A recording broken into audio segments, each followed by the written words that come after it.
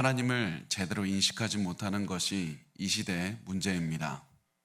하나님을 제대로 인식하지 못하는 것이 문제입니다. 우리가 사는 시대에 굉장히 많은 사람들이 하나님의 위대하심을 인식하지를 못하고 살아갑니다. 하나님이 얼마나 높으신지 위대하신지 알지를 못하니까 그것이 교회에서부터 예배부터 망가져가는 겁니다. 그것을 인식하지 못하니까 사람의 마음을 만족시키려는 온갖 장치로 예배를 가득 채우게 됩니다. 또 성경과 상관없는 재미있는 이야기, 감동스러운 이야기로 설교를 채우게 됩니다.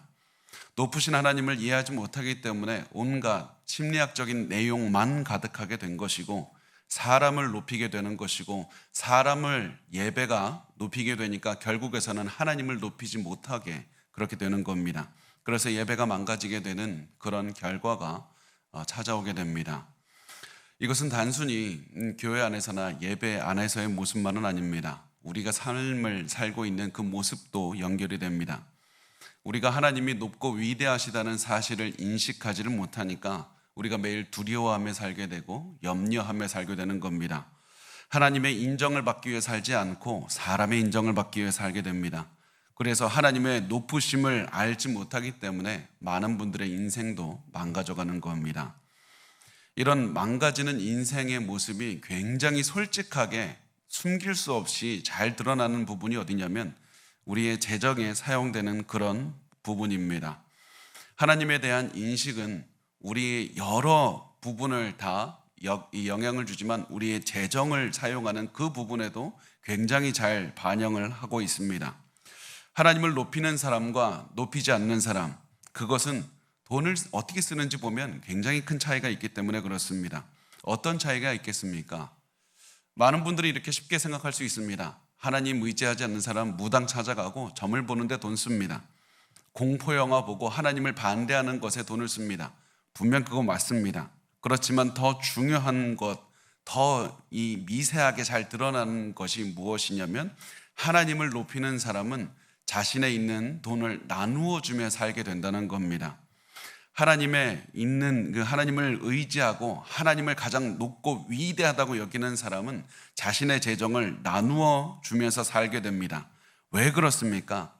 나에게 생명을 주신 분도 하나님이라는 믿음이 있기 때문이고, 그 재정을 주신 분도 하나님이라는 그 사실을 알고 있기 때문이고, 그 하나님께서 내가 오늘 얼마나 필요한지 알면서도 나에게 이만큼을 주셨다. 그리고 나보다 더 어려운 사람을 보여주신 이유가 무엇인가? 하나님께서 그것을 사용하길 원하시기 때문이라는 믿음이 있기 때문에 그렇습니다. 때로는 이 생각이 듭니다. 내가 이 돈으로 부족하지 않습니까? 그렇지만 하나님의 위대함을 체험한 사람은 하나님께서 이 문제도 또한 해결해 주실 것이다, 이런 믿음을 갖게 됩니다. 내가 부족하다고 생각한 것이 틀리다고 그 사실을 알려주시든지 아니면 나중에 부족한 만큼 채워주실 것이라는 그 믿음을 가지고 살아가게 되는 겁니다.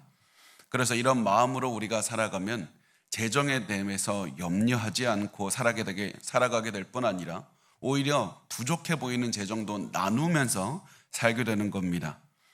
그래서 하나님께서는 나보다 더 재정이 필요한 사람을 보여주신 이유, 이 사람 돌보시기 원하기 때문이다, 이 마음으로 나누면서 살아가게 됩니다.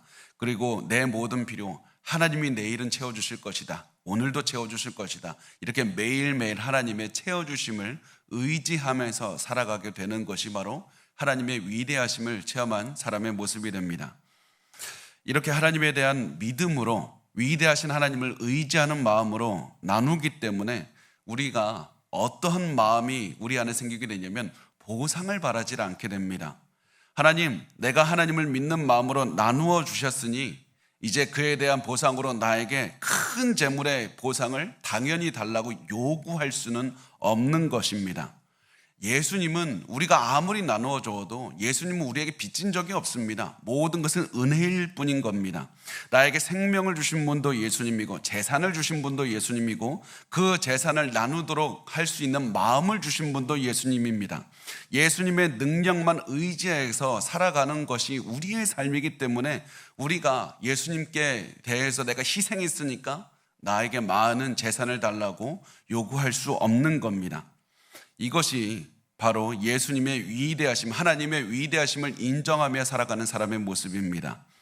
그래서 여러분의 삶을 한번 지금 돌아보셨으면 좋겠습니다. 우리의 재정 사용을 통해서 하나님을 높이고 있습니까? 아니면 요즘 말로 더 쉽게 표현하면 카드 명세서를 보면 내가 하나님을 높이는 사람이다, 이거 알 수 있습니까? 내 가계부를 보면 하나님이 내 가계부를 보신다면 이 사람은 하나님을 높이고 많은 사람에게 나누면서 살았다, 하나님만 의지하면서 살았다, 이것을 드러낼 수가 있는 것입니까?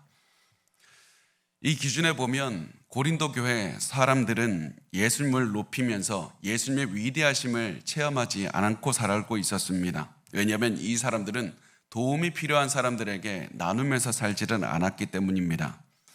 이 당시에 예루살렘에 사는 성도들은 도움이 많이 필요했습니다. 이 사람들은 예수님을 믿는다는 이유만으로 엄청난 박해와 가난을 겪고 있었습니다. 그래서 바울은 이 이방인들로 이루어진 그리스도인들에게 가서 유대인 교회, 이 유대인들 출신의 그리스도인들을 도와주자고 했습니다. 이 말에 가장 앞장서서 돕겠다고 한 교회가 있었는데 그 교회가 고린도 교회였습니다. 그런데 돈을 모아서 헌금하겠다고 한 사람들이 어떠한 일이 있냐면 갑자기 문제가 생겨납니다. 교회 안에 문제가 생겨납니다. 내부적으로 분열이 일어났습니다. 거짓 교사들이 들어왔습니다. 근친상간의 죄를 저지른 사람이 있는데도 가만히 두었습니다.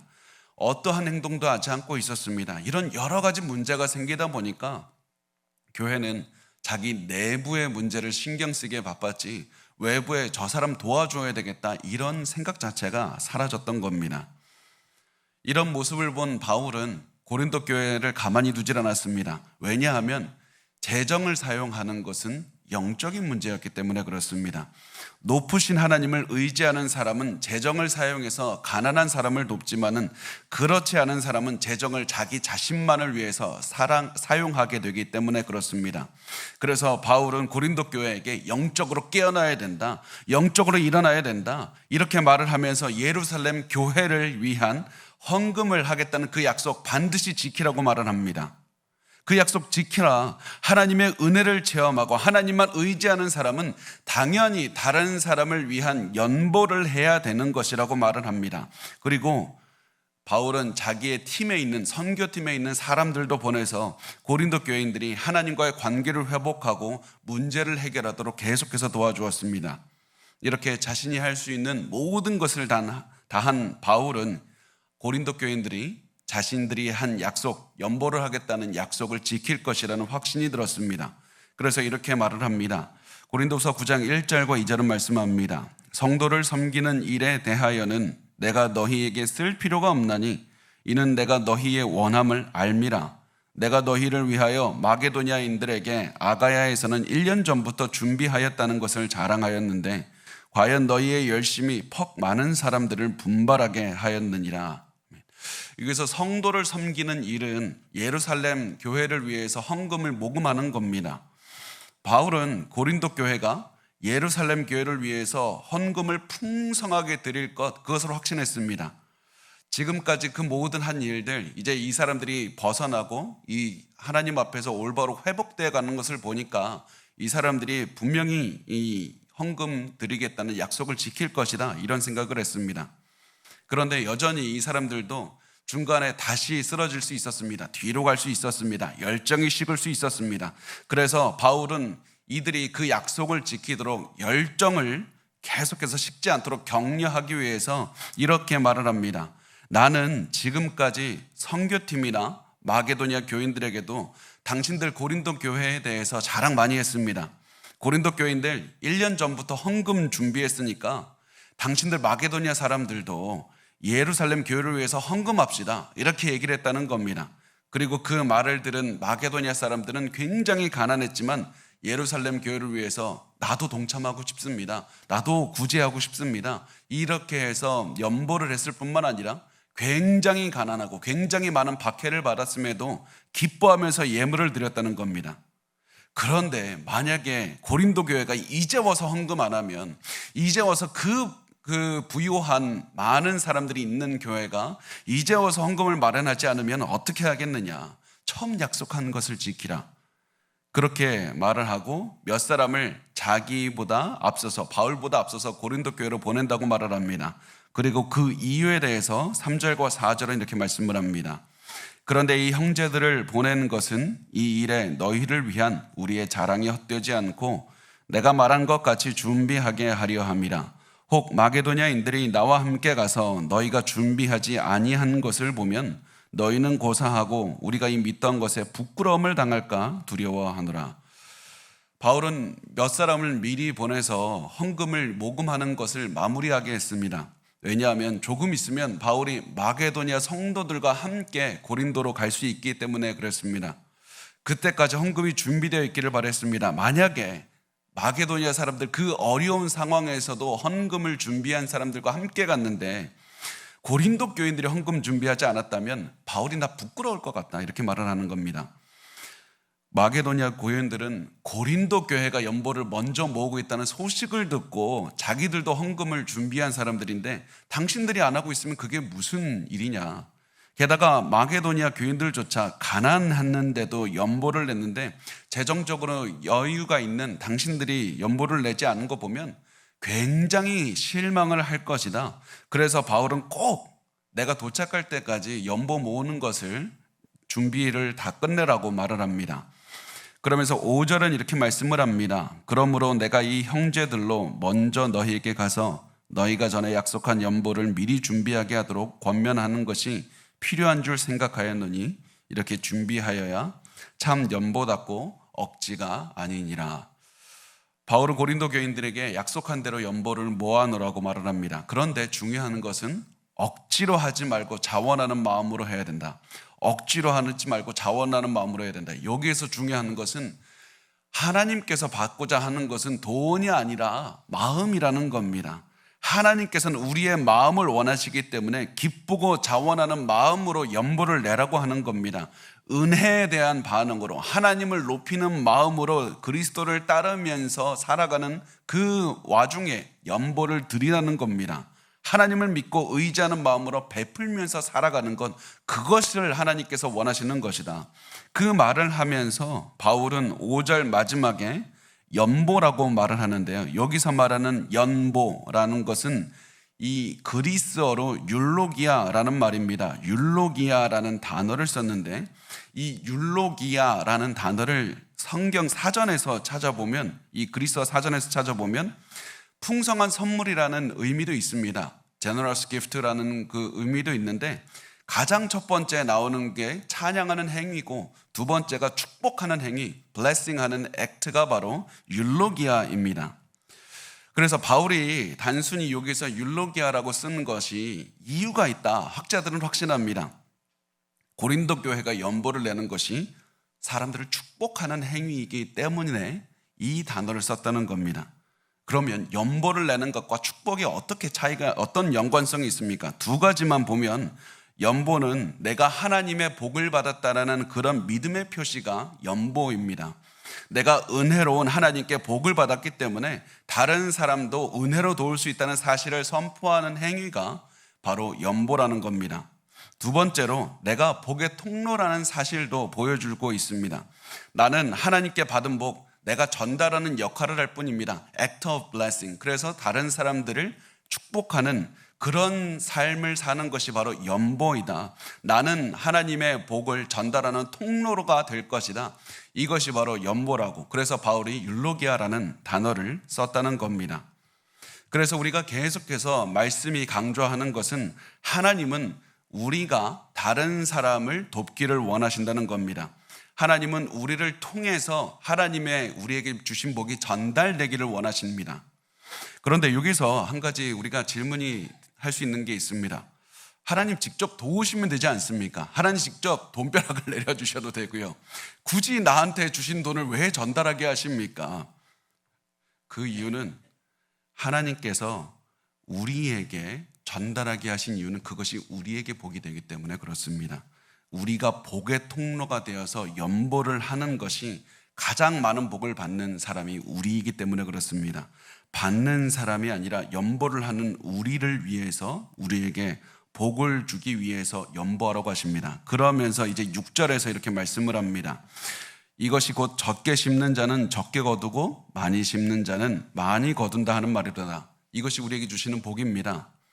만약에 농부가 씨를 심는데 1m마다 이제 씨앗 하나씩만 심는다면 나중에 별로 수확을 거둘 게 없을 겁니다. 그런데 농부가 이 씨앗을 한 움큼 잡아서 막 뿌리면서 막 다닌다면 나중에 그 사람은 많은 수확을 거둘 겁니다.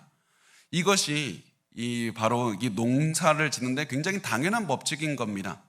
하나님은 이 당연한 법칙이 연보에도 적용이 된다고 말씀을 합니다. 우리가 하나님을 위해서 많이 드리면 많이 거두고 적게 드리면 적게 거둔다. 이것을 말씀합니다.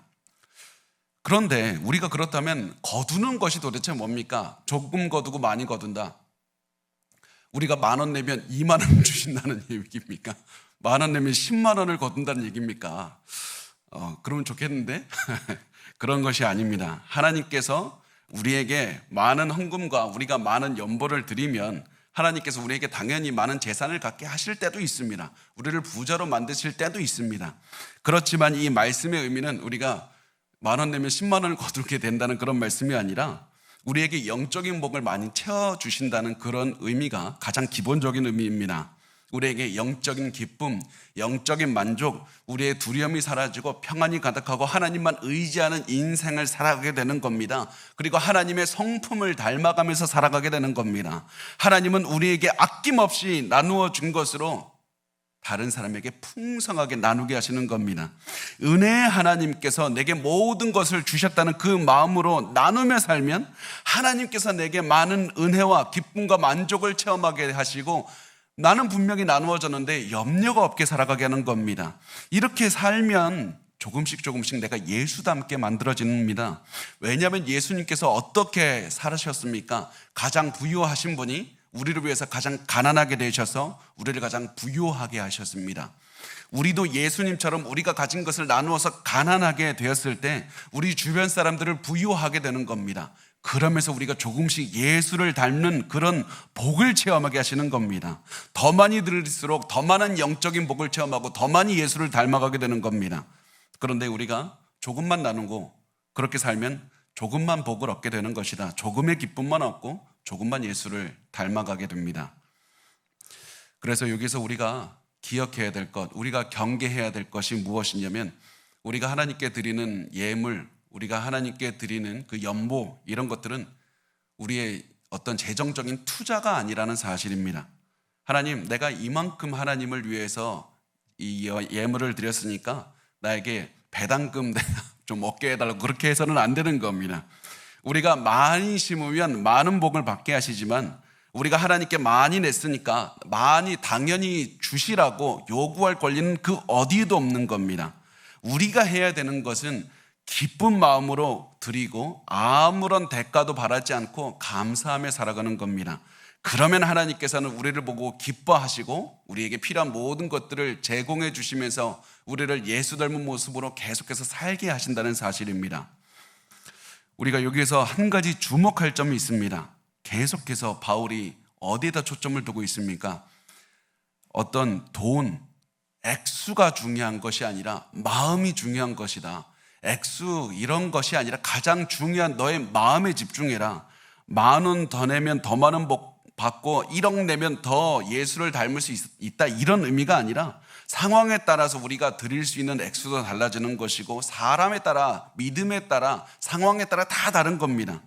하나님께서 우리에게 주신 마음에 따라 거기에 따라 드리면 되는 겁니다.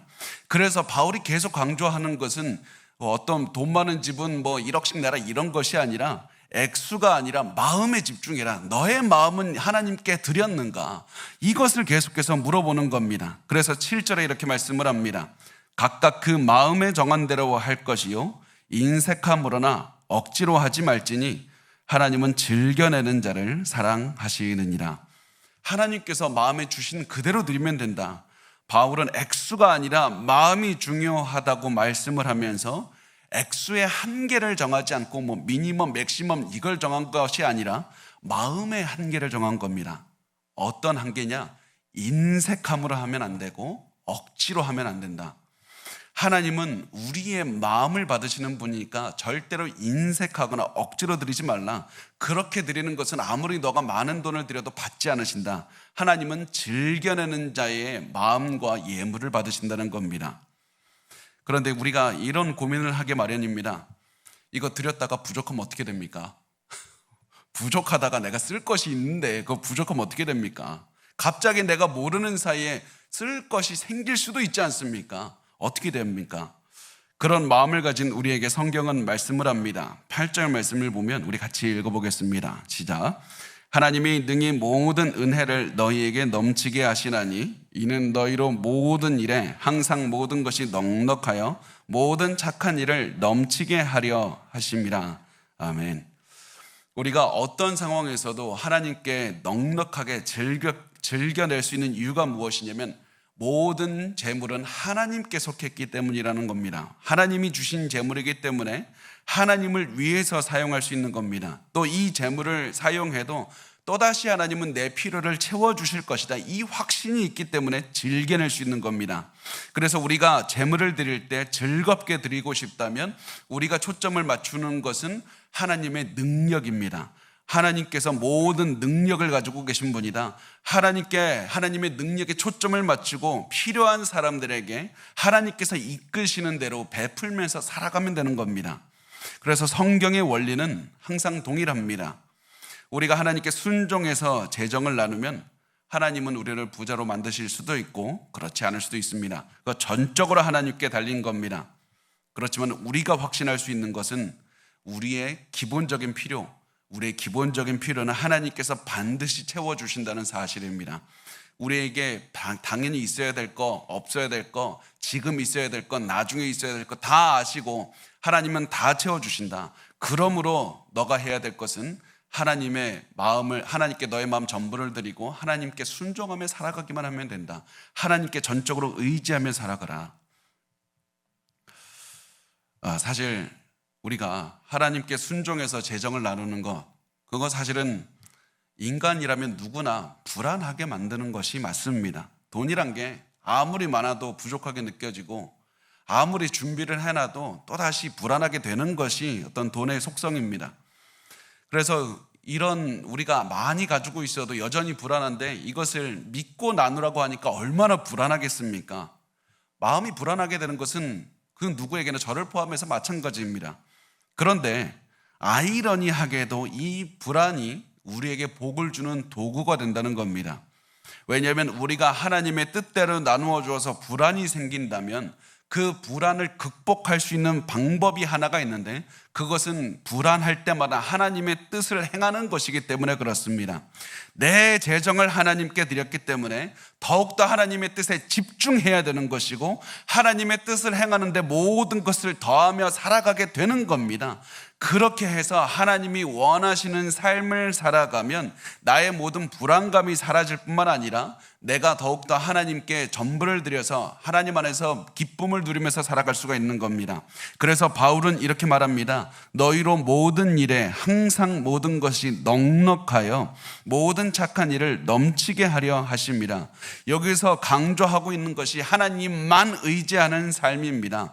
너희가 하나님을 의지해서 불안할 때마다 하나님의 뜻을 행하고 하나님만 순종하며 살아간다면 너희는 하나님 안에서 의지하며 만족하며 살아갈 수가 있게 될 것이고 사람을 의지하지 않게 될 것이다. 돈을 의지하며 살지 않게 될 것이다. 너희의 두려움 가운데 살아가지 않게 될 것이다. 하나님만 의지하며 하나님이 원하시는 모든 착한 일을 그래서 계속해서 하면서 살아가게 되는 것이 우리의 인생이 되는 겁니다.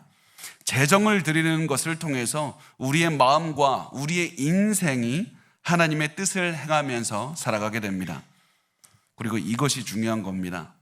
바울은 하나님의 의지하고 하나님의 뜻을 행하는 것에 계속 강조하고 있었습니다.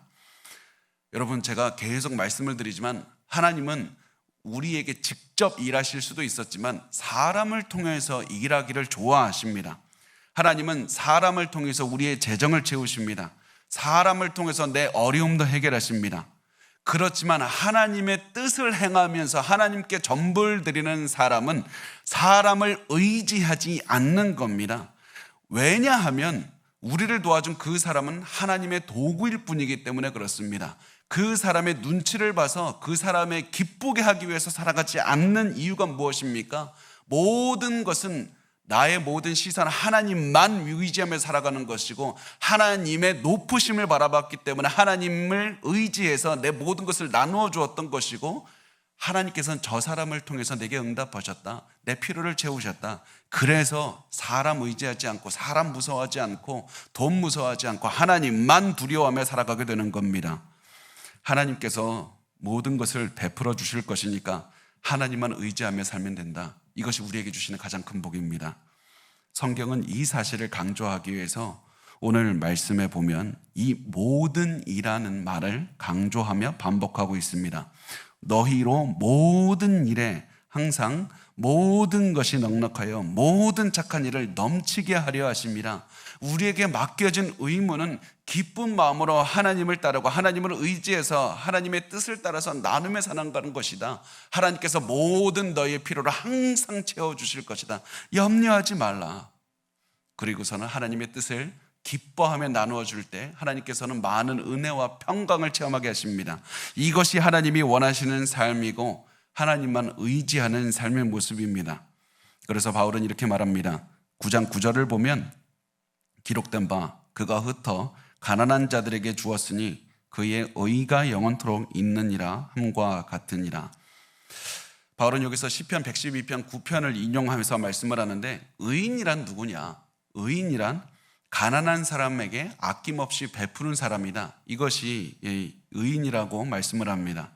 하나님의 은혜를 체험했기 때문에 아낌없이 나눠줍니다. 하나님의 뜻을 행하며 살기 때문에 아낌없이 나눠주는 겁니다. 하나님은 이런 사람에게 의인이라고 부르시고 복을 주신다는 겁니다. 그래서 하나님은 계속 우리의 재정을 사용하는 것과 우리의 영적인 건강은 긴밀하게 연결되어 있다는 사실을 말씀을 합니다. 여러분, 제가 계속해서 반복해서 말씀을 하지만은 헌금 많이 내면 복 받는다, 헌금 많이 내면 자산 가치가 높아진다, 이런 말씀이 아닙니다. 영적인 건강은 우리가 시간을 어떻게 사용하는가 거기에서 드러나고, 우리의 재능을 어떻게 사용하는가 거기에서 드러나고, 우리의 재정을 어떻게 사용하는가를 통해서도 우리의 영적 건강은 드러날 수밖에 없다는 겁니다. 그래서 재정을 사용하는 것은 영적인 행위입니다. 우리가 교회 안에서 헌금을 드리는 것도 영적인 행위듯이 가정에서, 직장에서 재정을 사용하는 것도 영적인 행위가 됩니다. 여러분, 우리가 오해할 때가 많이 있습니다. 교회 안에서 하면 성스러운 것이고 교회 건물을 벗어나면 세속적인 것이라고 생각을 합니다. 내가 무릎 꿇고 기도하는 모든 말은 성스러운 말이고, 내가 사회생활을 하면서 사람들과 농담을 하는 것은 세속적인 말, 하나님과 상관없는 것이라고 생각합니다. 그렇지 않습니다. 우리가 기도하는 것이나 돈 쓰는 것이나 하나님께 속한 거룩한 행위가 되어야 되는 겁니다. 돈 쓰는 것도 하나님께 입으로 찬양하는 것과 마찬가지로 영적인 삶으로 거룩하게 살아가야 되는 겁니다. 여러분은 지금 이 예배뿐만 아니라 예배를 제외한 공간에서, 예배, 이 교회 이후의 장소에서 어떠한 삶을 살고 있습니까? 나 헌금 냈으니까 나머지 돈은 내 마음대로 쓰겠다고 생각하며 살아가고 있지는 않습니까? 내가 오늘 하루 예배 1시간 드렸으니까 나머지는 나 자신을 위해서 살아가겠다, 이렇게 생각하고 있지는 않습니까?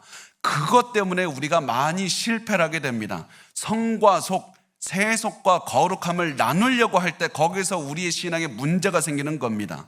우리의 모든 시간은 하나님의 것이고 우리의 모든 재능도 하나님을 위해서 사용해야 되고, 동일하게 우리의 모든 재정도 하나님의 영광을 위해서 사용해야 되는 겁니다. 그래서 우리는 하나님을 믿고 하나님이 원하시는 대로 우리가 가진 모든 재정을 선을 행하는 데 사용해야 된다. 그 사실을 아셔야만 됩니다. 그러면 그 결과는 목사님이 책임질 겁니까? 저는 책임지지 않습니다. 하나님이 책임지실 겁니다. 모든 결과는 하나님의 말씀이 책임질 겁니다. 그래서 고린도후서 9장 10절과 11절 말씀을 우리 같이 읽겠습니다. 시작. 심는 자에게 씨와 먹을 양식을 주시는 이가 너희 심을 것을 주사 풍성하게 하시고 너희 열매를 더하게 하시리니, 너희가 모든 일에 넉넉하여 너그럽게 연보를 함은 그들이 우리로 말미암아 하나님께 감사하게 하는 것이라. 아멘. 하나님은 우리에게 심어야 되는 씨앗도 주십니다. 수확해서 얻을 양식도 주십니다. 씨가 자라나서 열매가 맺기까지 벌어지는 모든 과정 우리는 할 수 없지만 하나님께서 다 아십니다. 그러므로 너는 결과를 두려워하지 말고 매일 하나님을 의지하고 하나님의 뜻을 실행하기 위해서 살아가고 그렇게 살아가기 위해서 너그럽게 연보를 하라. 너무 두려워하지 말고 하나님께서 감동을 주시는 만큼 연보를 하면 되는 겁니다. 그러면 하나님께서 하나님의 은혜대로 풍성한 수확을 얻게 하실 것이다. 너희의 모든 것을 넉넉하게 채워주실 것이다. 그 이유가 무엇이냐면 성령께서 우리와 함께 하시기 때문에 그렇습니다. 성령께서 너희의 삶에 복을 내려주실 것이고 성령께서 너희의 삶에 개입하실 것이고 성령께서 너희에게 넘치도록 복을 주시고 너희는 그 많은 복을 받아서 풍성한 인생을 살아가게 될 것이다. 그래서 성령께서 우리에게 있는 모든 필요를 충족하게 하신다. 그것을 아셔야만 됩니다. 성령은 우리의 필요를 충족하게 하시는 겁니다. 제가 여기서 필요라는 말을 강조했는데 그 이유는 성경은 너희의 모든 욕심을 충족하게 하신다고 약속하지 않았기 때문에 그렇습니다. 성경은 너가 사람들 많이 도왔으니까 이제부터 페라리를 타게 해주겠다 이렇게 약속하신 적이 없습니다. 성경은 우리의 모든 필요를 채워주신다고 약속하셨습니다. 우리가 살아가는데 반드시 필요한 것들을 주실 것이고 하나님께서 보시기에 필요한 것들을 부어주실 겁니다. 그래서 성경이 내리는 결론은 너희에게 있는 것들 인색하게 하지 말고 너그럽게 베풀어주라. 그렇게 하면 하나님께서 너희 삶에 개입하실 것이고 또 너희 인생에서 일어날 수 있는 굉장히 중요한 일이 무엇이냐? 너희의 도움을 받는 사람들이 너희를 위해 기도할 것이다. 너희를 위해서 기도할 것이고 하나님께 감사할 것이다. 이것이 바로 우리의 나눔을 통해서 이루고자 하는 겁니다. 우리의 사역을 통해서 사람들이 하나님께 감사하는 삶, 하나님께 영광 돌리는 삶, 모든 사람이 하나님을 바라보면서 살아가는 그 삶이 우리가 나눔을 하는 목적이 됩니다. 그래서 우리가 선행을 하던 돈을 사용하던 우리가 무엇을 하든 그 목적은 하나님께 영광을 돌리는 것이어야만 됩니다. 모든 사람이 하나님께 감사하게 만들어야만 됩니다. 왜냐하면 우리는 하나님의 뜻을 전달하는 통로일 뿐이고 복을 전달하는 통로일 뿐이기 때문에 그렇습니다. 그리고 바로 이것 때문에 많은 분들이 시험에 듭니다. 많은 분들이 하나님께도 영광을 돌리고 나도 영광을 받고 싶어 하기 때문에 시험에 들고 어려워하는 겁니다. 하나님께도 감사 인사를 드리고 나에게도 감사를 받고 내가 칭찬을 받으려고 하기 때문에 어려움이 드는 겁니다. 그래서 열심히 희생한 다음에 너무나도 많은 분들이 시험에 들어서 넘어지게 됩니다. 여러분, 우리가 기억해야 될 것은 사람들이 내 희생을 통해서 하나님께 영광을 돌리고 있다면 우리가 할 수 있는 건 다 한 겁니다. 우리의 역할은 끝난 겁니다. 우리는 계속 기억해야 될 것이 우리는 하나님의 뜻을 이루는 그런 도구, 하나님의 일을 하는 통로일 뿐이라는 사실을 기억하고 그렇게 우리가 무명으로 남아 있으면 되는 겁니다. 그러면 하나님께서 우리에게 넘치도록 부어주시는 그런 은혜를 체험하게 하실 겁니다. 그래서 바울은 이 사실을 강조하기 위해서 이렇게 말을 합니다. 12절에 보면 이 봉사의 직무가 성도들의 부족한 것을 보충할 뿐 아니라 사람들이 하나님께 드리는 많은 감사로 말미암아 넘쳤느니라. 우리가 우리를 통해서 많은 부족함을 채우신 하나님께 감사하게 하십니다. 그래서 우리가 힘들고 부족한 이들을 도우면서 살게 하시는데 여기에서 우리가 한 가지 질문할 수 있는 게 있습니다. 어디까지 도와야 됩니까? 얼마나 도와야 됩니까?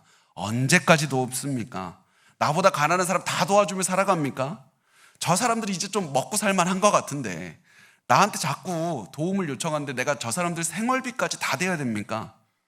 그렇지 않습니다. 오늘 말씀을 잘 보면 성도들의 부족한 것을 보충해야 된다고 말씀을 합니다.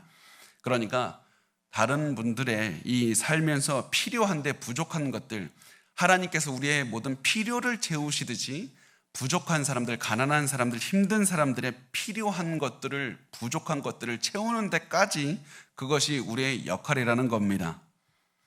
이렇게 말을 한 다음에 바울은 다시 한번 말을 합니다. 최선을 다해서 나누는 목적이 우리가 아니라 하나님의 영광이다. 너희는 절대로 너희의 영광의 시선을 집중해서는 안 된다. 하나님께 영광을 돌리는 것이 중요하다. 도움을 주는 너도 주인공이 아니고 도움을 받는 그 사람도 주인공이 아니라 이 모든 것의 주인공이자 모든 것의 중심에는 하나님이 있어야 되고 하나님께서 영광을 받으셔야 된다. 너희의 그 삶을 기억하라 말을 하면서 13절은 이렇게 말씀을 합니다. 이 증거로 증거를 삼아 너희가 그리스도의 복음을 진실에 믿고 복종하는 것과 그들과 모든 사람을 섬기는 너희의 후한 연보로 말미암아 하나님께 영광을 돌리고. 교회들이 예루살렘에 살아가는 가난한 성도들을 위해서 헌금을 모아서 전달하면 그 헌금을 받는 예루살렘 성도들도 하나님께 감사와 찬양을 드릴 것이고 그 모습을 보고 주변 사람들이 다 놀랄 것이다. 어떻게 저 사람들은 자신의 재산도 포기하면서 가난한 사람을 저렇게 도울 수가 있을까?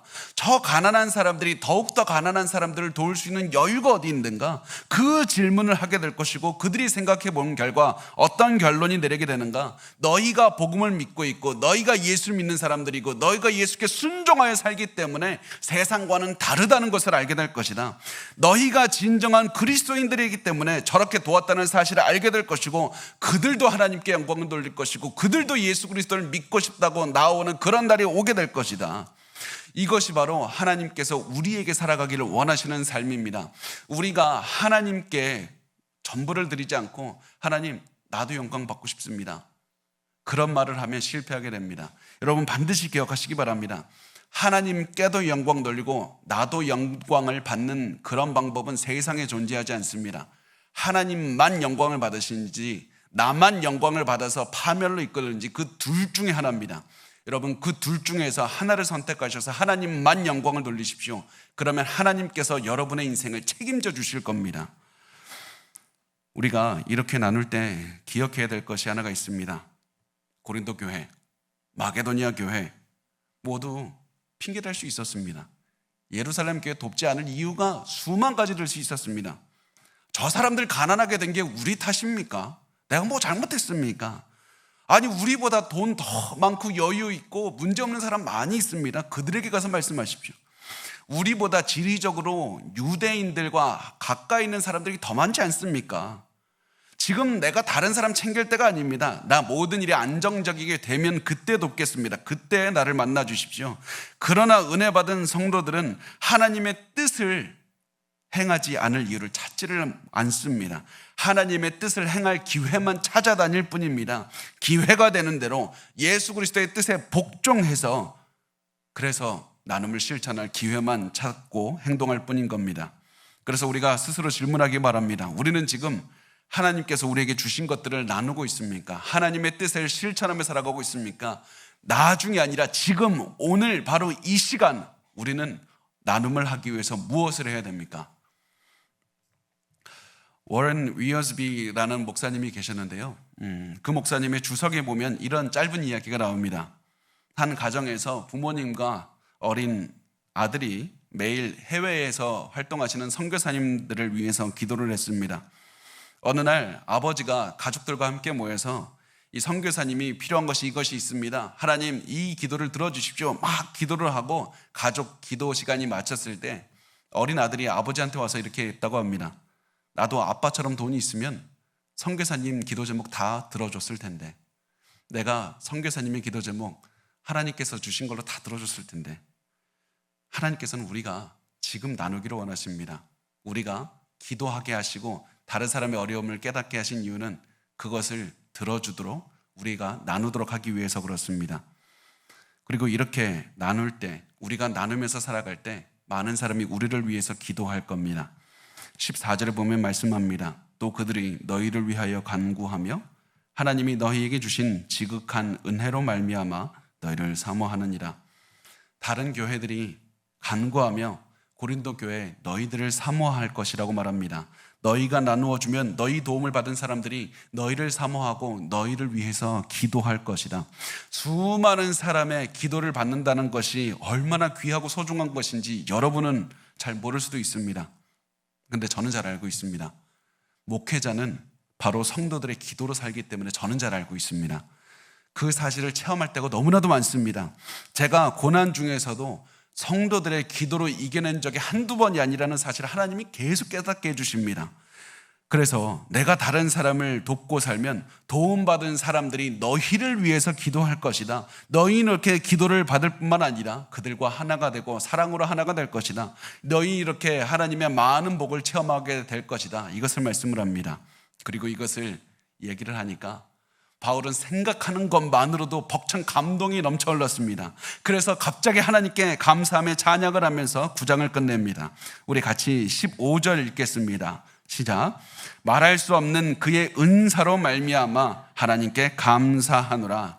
바울이 모든 교회가 하나님을 찬양하고 서로 기도해 주는 이 생각만 해도 가슴이 벅차올랐습니다. 그래서 말할 수 없는 그의 은사, 말할 수 없는 그의 선물, 이런 말로 표현할 수 없는 선물을 주신 하나님께 감사한다고 환호성을 지르면서 편지를 썼던 겁니다.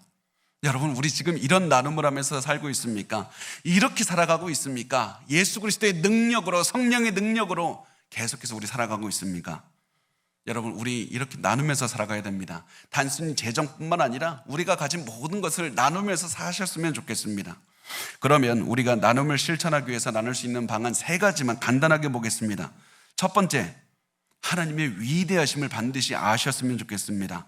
하나님의 위대하심을 머릿속에, 가슴속에 새기셔야만 됩니다. 하나님은 여러분의 생각보다, 우리의 상상보다 훨씬 위대하신 분입니다. 하나님은 온 세상을 움직이시는 분이고 지금도 통치하시는 분이고 여러분의 모든 필요와 간구를 다 아시는 분입니다. 그 하나님을 의지하게 해달라고, 그 하나님을 알게 해달라고, 머리로 알고 가슴으로 알고 내 인생으로 알게 해달라고 기도하면서 하셨으면 좋겠습니다. 하나님의 위대하심을 알아야지 기뻐하며 나눌 수가 있고 나눈 다음에서도 평안하며 사랑하며 살아갈 수가 있기 때문에 그렇습니다. 두 번째, 여러분 평소보다 더 적극적으로 나누셨으면 좋겠습니다. 저는 우리가 얼마나 나눠야 되는지 그 액수, 그런 거 저는 모릅니다. 그것은 다 사람마다 다를 것이고 다 하나님께서 주시는 감동, 환경마다 다 다를 겁니다. 헌금, 시간, 재능 얼마나 나눠야 되는지 하나님께서 여러분에게 알려주시는 대로 이끄심을 받고 가면 됩니다. 그런데 제가 알고 있는 확실한 건 한 가지가 있습니다. 우리가 지금 하고 있는 것보다는 더 나눌 수 있다는 겁니다. 우리가 지금 있는 한계보다 더 뛰어넘어서 더 하나님을 의지하고 나누면서 살아갈 수 있습니다. 여러분, 그 하나님께서 나는 이만큼밖에 안 돼 이러면서 이 한계를 지어서 살지 마시고, 우리가 때로는 이것이 내가 좀 벅차지 않을까? 그러나 하나님께서 원하시는 것이라면 내가 위험도 내가 다스리면서 하나님께 순종해서 살아가리라, 이런 마음으로 살아셨으면 좋겠습니다. 마지막 3번째는 하나님의 영광에 집중을 하셔야만 됩니다. 내가 이 모든 일은 내가 영광 받는 거, 내가 감사하다는 말 듣기 위해서 하는 거 절대 아닙니다. 하나님의 영광을 위해서 한 겁니다. 그래서 많이 나누시고 많이 사랑을 실천하신 다음에 그렇게 하면 많은 분들이 여러분에게 와서 고맙다고 박수 쳐주고 칭찬하면서 그렇게 여러분의 영광을 돌리려고 할 겁니다. 그때마다 여러분 이 말씀을 기억해 주셨으면 좋겠습니다. 누가복음 17장 10절 말씀을 우리 한 목소리로 읽어보겠습니다. 시작. 이와 같이 너희도 명령받은 것을 다 행한 후에 이르기를 우리는 무익한 종이라 우리가 하여야 할 일은 한 것뿐이라 할지니라. 아멘. 사람들이 우리에게 박수칠 때, 사람들이 우리를 인정할 때, 사람들이 우리를 높이려고 할 때 우리는 할 일을 한 것뿐이라고, 그런 마음으로 하나님 앞에 가서 기도하시고 그 마음을 계속 간직하고 사셨으면 좋겠습니다. 그러면 하나님의 놀라운 복과 인도하심과 많은 은혜와 여유를 체험하며 살아갈 수가 있을 겁니다. 우리 같이